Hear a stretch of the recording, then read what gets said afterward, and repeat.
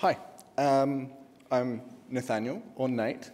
I'm in the Directorate for Education and Skills. I'm in Claudia's team. I work on PIAAC and I work on Education Skills Online and on Baby PISA, IELS.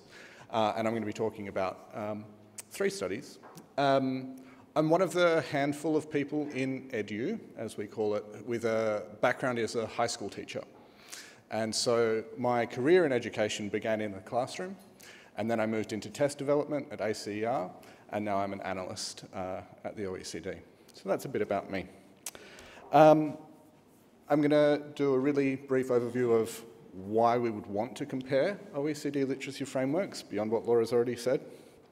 I'm going to talk about the definitions and measurement of literacy in 3 OECD assessments, and also look at how they've developed a little bit over time and whether they're diverging or converging. So, the OECD does a bunch of surveys at different points in the life cycle. IELS is a 5-year-old assessment. It's done in early childhood education centres. It tests emergent literacy, emergent numeracy, a bunch of social and emotional skills, and some mixed cognitive and social and emotional skills, both through direct measurement and indirect measurement with parent and educator questionnaires. We have our survey of social and emotional skills, which assesses 10-year-olds and 15-year-olds, only in the social and emotional skills, no surprise from the name. And there's PISA at 15, and there's PIAAC at adulthood. So we have this really good coverage of the life cycle and of educational trajectories and journeys for people. But we have really little coherence or deliberate alignment between these different things that the OECD is doing. And really the rationale behind what I'm talking about is that we probably should have an overarching idea of how these things develop at different points in the life cycle. So, definitions of literacy. So PISA calls it reading literacy, PIAAC calls it literacy. I'm just going to say literacy, but you can interpolate. I've put up the definitions from the assessment frameworks. I've underlined the differences. If I had hidden the names of PISA and PIAAC, I don't think you would be able to tell the difference. There are really small differences in the concept of what it is we are measuring.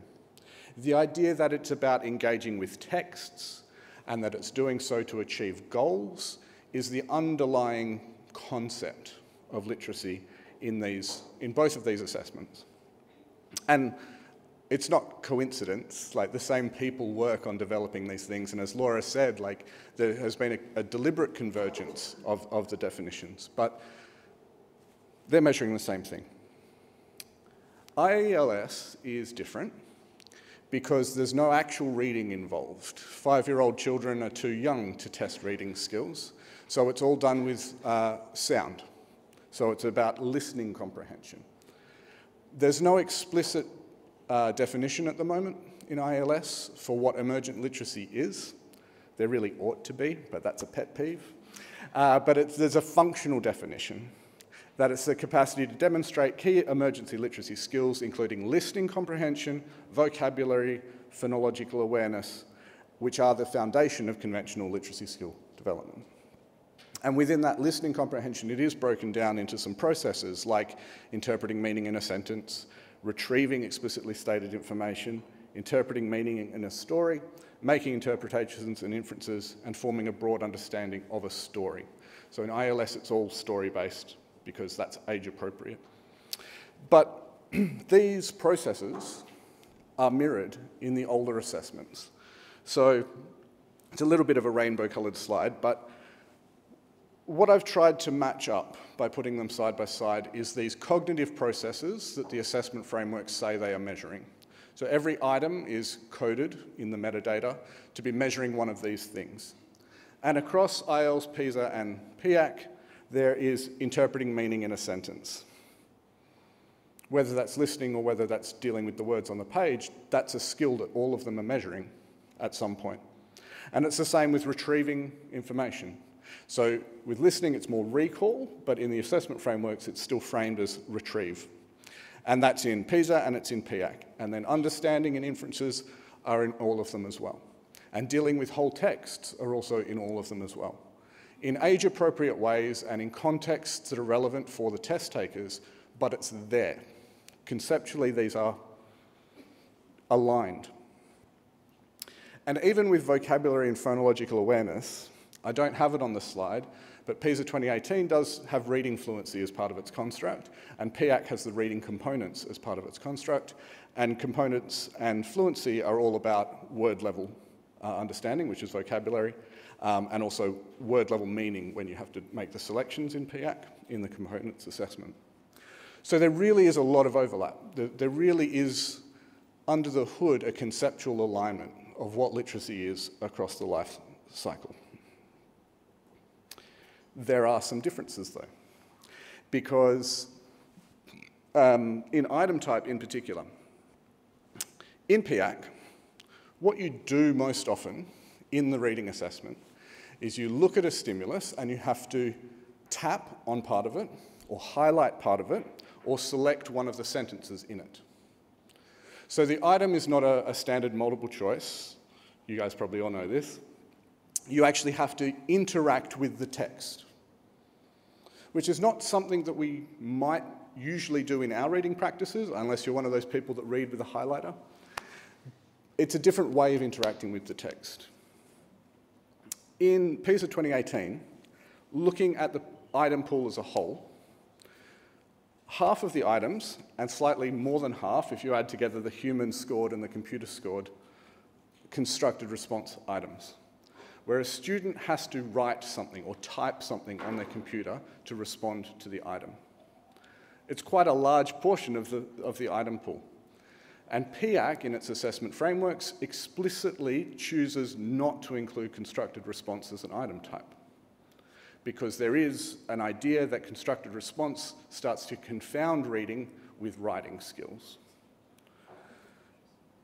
PISA, in its assessment framework, also acknowledges that that's a possibility, but given that these are students in classrooms, they sort of, the framework accepts that this is just part of how you test literacy in a school context. One of the things which constructed response items might introduce in terms of differences in results, though, is differences in subpopulations. So there is research and evidence that constructed response favours females over males, whether that's through a lack of engagement and effort on behalf of the 15-year-old boys, or whether that's because of women genuinely having better language skills or something in the cultural environment encouraging that sort of a thing. I mean, that's much less clear. But what is clear is that there are gender gaps in constructed response formats. And so we would see that in PISA and then not in PIAAC, and that's what we do see. The gender gaps in PISA are much larger than the gender gaps in PIAAC. It might be driven by something like this, or other things. It's definitely worth looking at. Right, so I'm in my last 5 minutes, so I'm down to my last 3 slides. Changes across cycles. So IELS has been done twice now. And the differences between cycle 1 and cycle 2 was new item development to target the upper end, actually. There weren't enough hard items to get good coverage of the populations in literacy, so they are filling in gaps with new item development. And the literacy moved to multi-stage adaptive testing, so it's a 2-stage test with different clusters that go, high, high, high, middle, high, low, and the other. PISA, as Laura said, changed from mainly paper to almost all digital. In the framework, the cognitive processes that were on my rainbow slide started out with 5, and then it went to 3 in 2015, and then it came back out to 8 in 2018, but still grouped under the 3 trend processes. There's been a shift in the item spread, which I don't have a slide on, towards more evaluate and reflect type processes, because that's seen as more of a priority area. They added fluency, and they extended the scale downwards at different points with PISA for development and with adding the fluency assessment. So again, adjusting targeting to make sure the population is covered well. And PIAAC, as you probably all know, the recognition of single and multiple sources, so they're coded differently between the cycle assessment frameworks, and working on extending the scale downwards with the inclusion of reading components on the main scale, on the main reporting scale, to make sure that the scale really does cover the whole population. So the changes that are happening in these assessments are about better coverage of population and some changes in terms of reading practices, like moving to digital, moving to multi-source texts, and trying to reflect the realities of reading in the modern world. So again, the changes are also aligned. Conceptually, we're measuring the same thing. We do measure it differently, but the changes that are happening seem to be for the same reasons and with the same motivations. So in summary, are they testing the same thing? Yes. Are they doing it in the same way? No. Could we make a unified construct and maybe a single scale? Probably. If, and this is the big if the three separate governing boards can agree that they want to do the work to do it. Thank you.